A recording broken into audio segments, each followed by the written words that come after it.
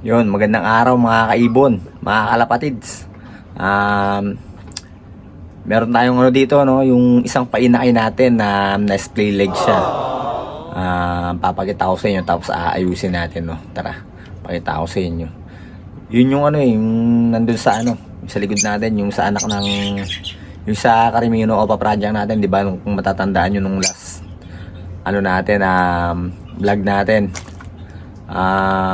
Medyo ano na yung paa niya, sinilip ko kanina, talagang ganun na talaga siya, nakabuka na, kaya habang maliit pa dapat inaayos na yun. Tara, papakita ko sa inyo kung paano ayusin yung ano, yung paa ng ganung ano, ibon. Tara. So bago natin kunin yung ibon guys, no, shoutout pala kay ano, Sir Pia Manan 3304. Ano yung user ID niya sa ano, YouTube channel natin. Bagong subscriber daw natin yun. Maraming salamat kay sir, no? Shoutout po sa inyo yun.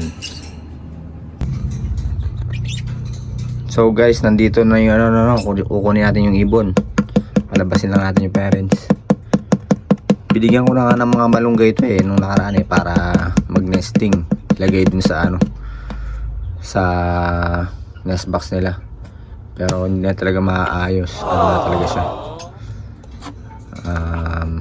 splayed na talaga siya. Kailangan ng ayusin.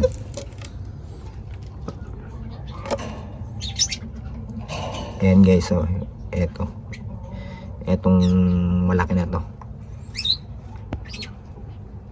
kunin na natin.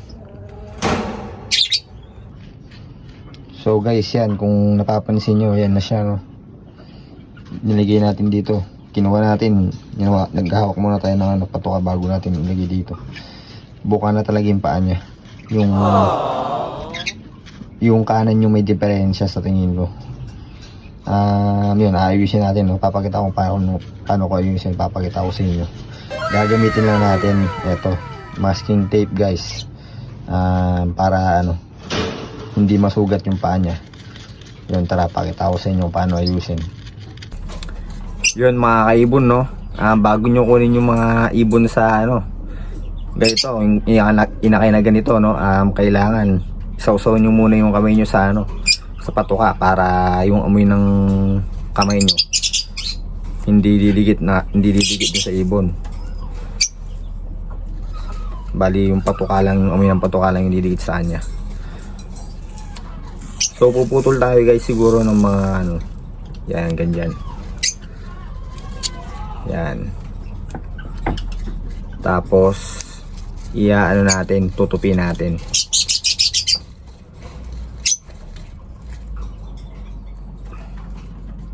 Yun.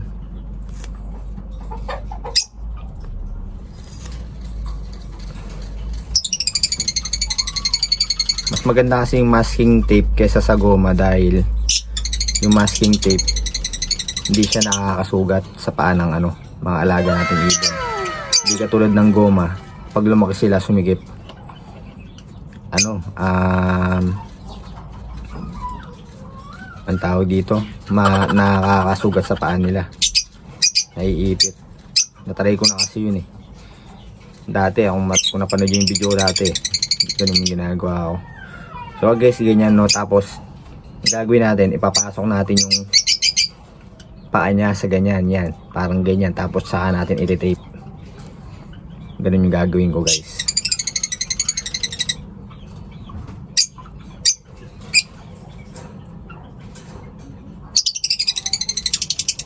Susukatin ko muna kung gaano kahaba yung pwede natin gano'n.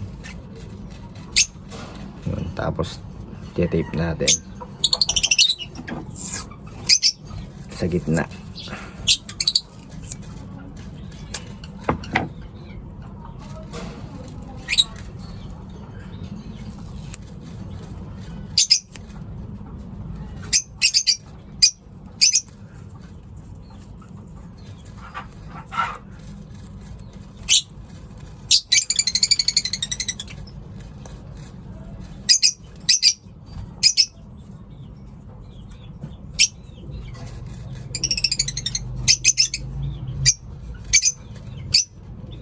Yun. Tapos Yun, lalagay ko na sa ibon. Kakat ko na lang, papakita ko na lang sa inyo after nating melagay guys, no. A few moments later.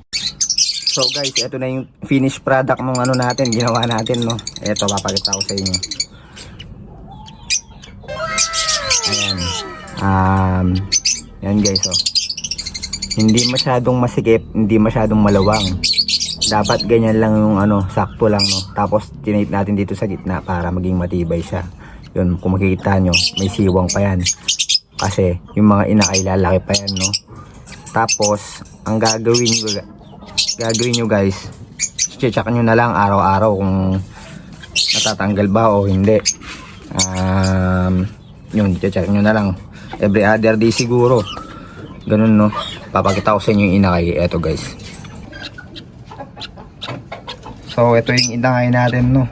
Yun, ganyan yung ano niya, yung itsura niya kapag natapos.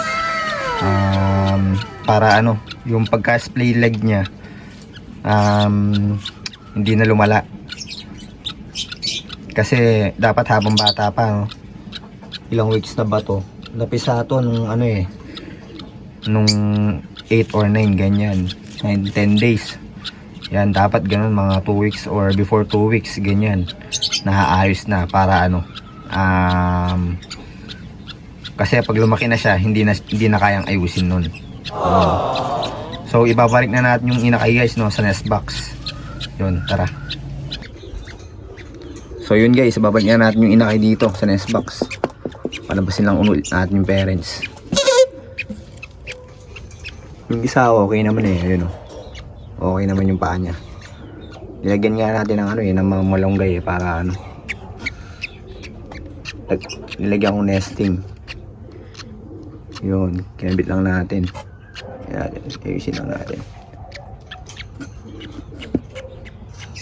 Yun. Para ano, tapos ang gagawin natin, every other day siguro sisilipin ko kung ano, kung matatanggal ba yung ano nila, yung ano niya, yung tape niya. Tsaka dapat ano, yun, pag sumikip na, papalitan na natin. Yun.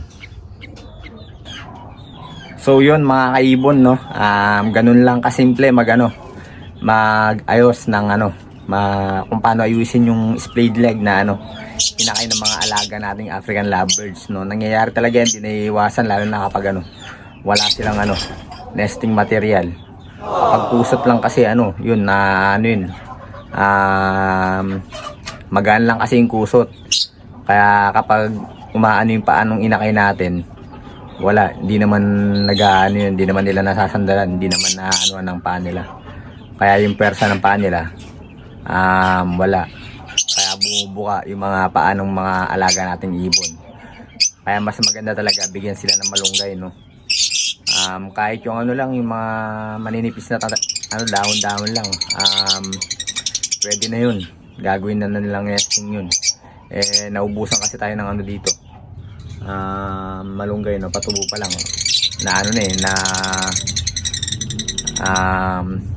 naibigyan na natin dati, naubusan. Kaya yun, yung iba walang nesting material, pero pag lumaki yung mga malunggay natin, yun, bibigyan natin sila lahat ng nesting material, no, kasi ano, magbe-bare months na yan, lalamig na, kailangan makapal yung ano nila, yung nesting material nila, kasi malamig na sa ano, bare months. Kaya dapat yun, makapal yung nesting material nila sa loob ng nest box nila.